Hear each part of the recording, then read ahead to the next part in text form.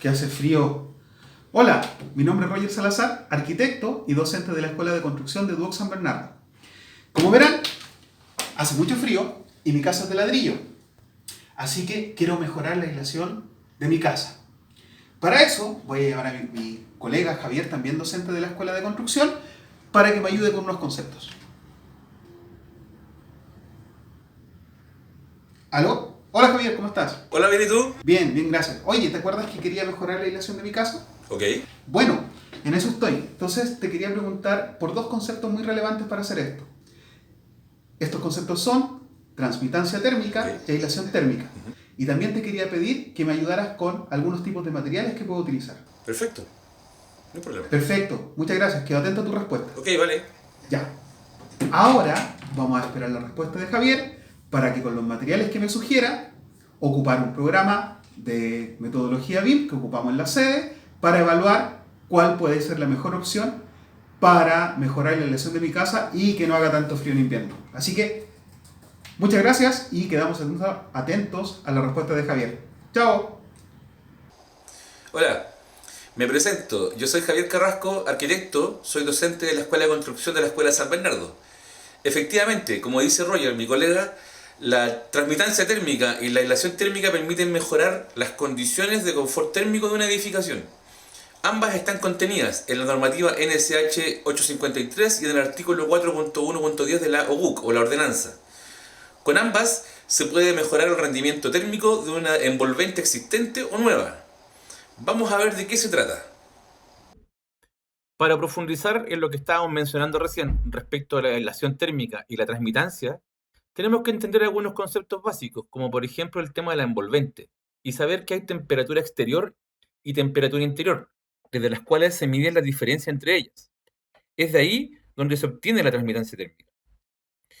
También nos permite saber si la construcción existente, por ejemplo en este caso la albañilería, tiene una resistencia, transmitancia que permita mantener el calor o el frío, o dependiendo de la época, la estabilidad térmica.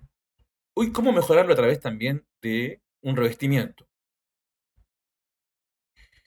Para entender un poquito más lo que es la envolvente térmica, se refiere como la piel de la edificación, es decir, los elementos verticales como los muros de cerramiento, los elementos horizontales superiores que corresponden a la techumbre y el suelo en caso de que sea un suelo ventilado como una losa.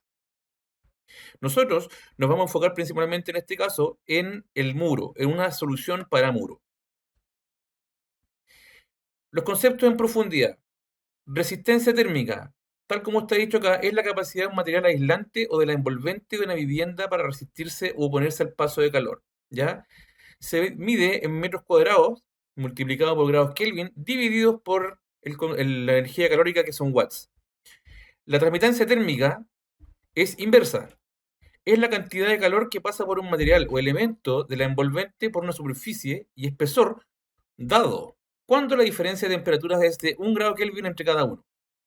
Es al revés, es inverso. Pero para que se entienda un poquito mejor hay que también entender el concepto de la conductividad. Es que se refiere aquí a la propiedad de los materiales que mide la capacidad de conducción del calor y específicamente mide la cantidad de calor que pasa a través del aislante o material de una superficie y espesor dado. Cuando la diferencia de temperatura entre sus caras es de 1 grado Kelvin o en este caso 1 grado Celsius, que es lo mismo en magnitud. Y se mide en, primero, watts divididos por metro multiplicado por grado Kelvin. ¿Ya? Entonces aquí en el recuadro aparece, la transmitancia térmica es inversamente proporcional a la resistencia térmica. A mayor resistencia de los materiales que componen un envolvente, menos es la cantidad de calor que se pierde a través de ella.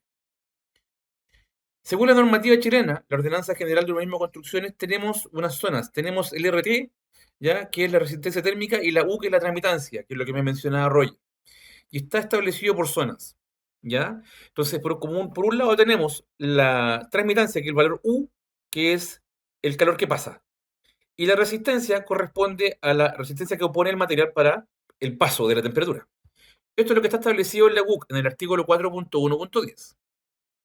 Luego, si ustedes se fijan, hay unas zonas, hay unos números, 1, 2, 3, 4, 5, 6, 7. Esos números corresponden a las zonas climáticas establecidas en Chile. Entonces, según la NSH 1079, que es una bastante reciente, se definió las zonas climáticas chilenas en 9.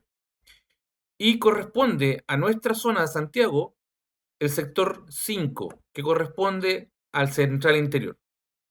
Es decir, si nos acercamos más para acá, los requerimientos que deben cumplirse para esta zona están establecidos en la zona 5. Para techumbres, para muros y para pisos. En nuestro caso vamos a hablar de muros. Mientras mejora el resultado de resistencia, la transmitancia baja. La zona Santiago, entonces, en resumen, se posiciona en el sector o tramo número 5 que corresponde al central interior. En conjunto con esto, existe un factor bien interesante que se llama el R100. Para poder cumplir con lo que está establecido por la zona, ¿ya? Se puede incorporar materiales a construcciones existentes. Y ese material que está etiquetado con el factor R100. Entonces, si leemos la indicación, dice, se deberá especificar y colocar un material aislante térmico incorporado o adosado al complejo de techumbre o al complejo de muro en este caso, o al complejo de piso ventilado cuyo R100 mínimo, rotulado según la norma técnica NSH 2251, ¿ya? De conformidad a lo que está establecido acá. Entonces, para la zona 5, para muros debemos tener un R100 de alrededor de 50. ¿Ok? Estos cálculos son complejos, son cálculos que requieren dedicarle tiempo, por lo tanto son cálculos que no todos van a hacer, sino que puede hacerlo un especialista específico de esto.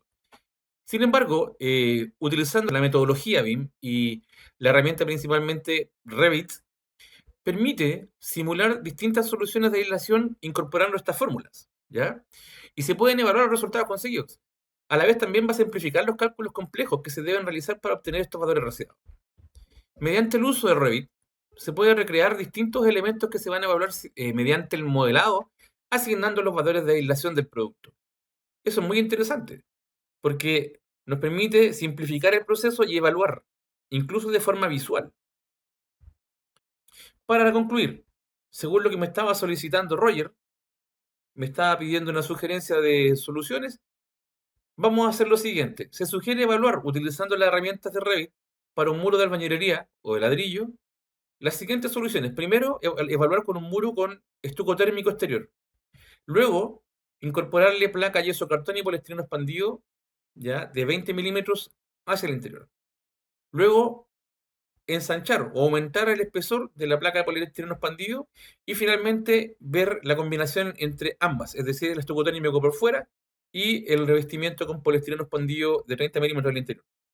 Eso va a mejorar ostensiblemente la aislación térmica del muro de albañilería y el frío va a pasar al olvido. Espero que la recomendación sea de utilidad. Le doy el pase a Roger. Gracias, Javier. Entonces, ahora vamos a evaluar qué material utilizar para mejorar la aislación térmica de mi vivienda de ladrillo. Como verán, la estructura de mi muro de ladrillo en este minuto es un ladrillo a máquina, ¿ya?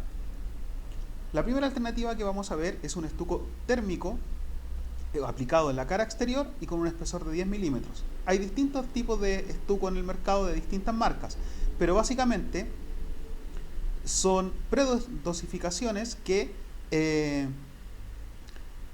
tienen en su composición elementos que mejoran la aislación térmica del muro. Después vamos a ver un material que podemos aplicar por la cara interior. Esto es un panel de poliestireno expandido adherido a una plancha de yeso cartón, aplicado en la cara interior con un espesor de 20 milímetros. Estos espesores son 10 milímetros de poliestireno expandido más 10 milímetros de la plancha de yeso cartón. Luego vamos a ocupar el mismo tipo de material, pero con una plancha de yeso cartón, pero el panel de poliestireno expandido va a tener 20 milímetros. Eso nos da un espesor final de 30 milímetros. Finalmente, vamos a ocupar o evaluar una opción que ocupa los dos materiales mencionados. Esto es, por la cara exterior vamos a ocupar un estuco térmico de 10 milímetros. La estructura sigue siendo de ladrillo máquina genérico. Y por la cara interior vamos a ocupar panel de poliestireno expandido adherido a la plancha de yeso cartón en la cara interior con un espesor final de 30 milímetros. 20 milímetros de poliestireno expandido. Entonces, el software que vamos a ocupar para hacer esta modelación y recrear las condiciones de aislación va a ser Revit.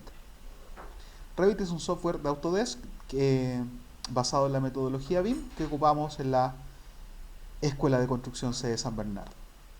Acá he recreado los 5 tipos de muro a utilizar, donde el primero es el muro de ladrillo solamente, el segundo trae el estuco térmico por la cara exterior, el tercero trae el panel de yeso cartón y poliestireno expandido de 20 milímetros en total por la cara interior.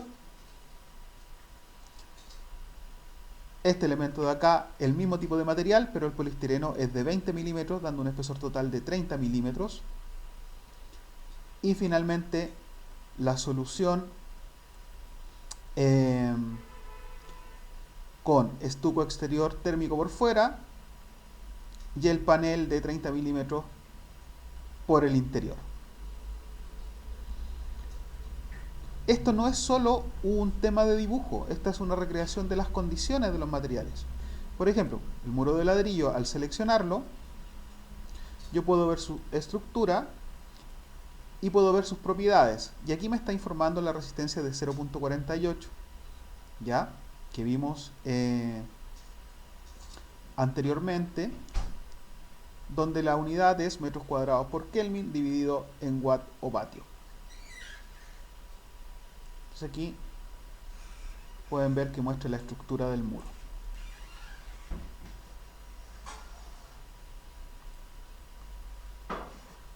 En el otro, que tiene el estuco, al seleccionarlo,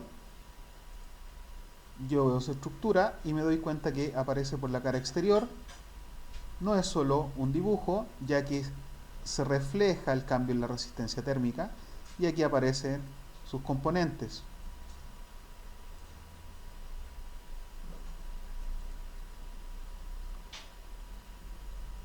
El tercero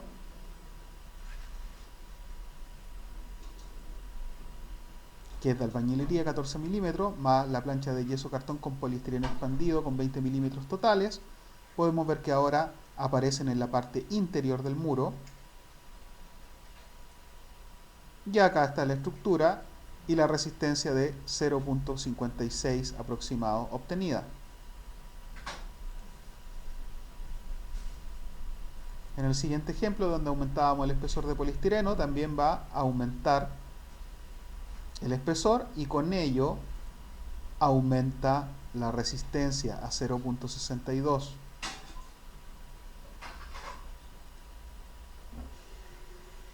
Y en el último ejemplo, que tiene por ambos lados,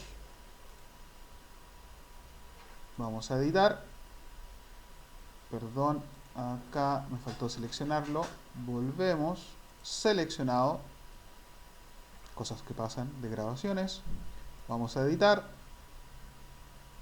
y aquí está estuco exterior por la cara de afuera, estuco térmico por la cara exterior, el poliestireno expandido de 20 milímetros más el yeso cartón de 10 milímetros por la interior, y veo que el impacto en la resistencia térmica es aún mayor, de 0.68. Después vamos a comentar esos resultados en una planilla para ver cómo vamos aumentando en porcentaje la aislación térmica. Así que es un software muy útil para recrear procesos constructivos. Y ahora avanzaremos más rápido para completar el proceso.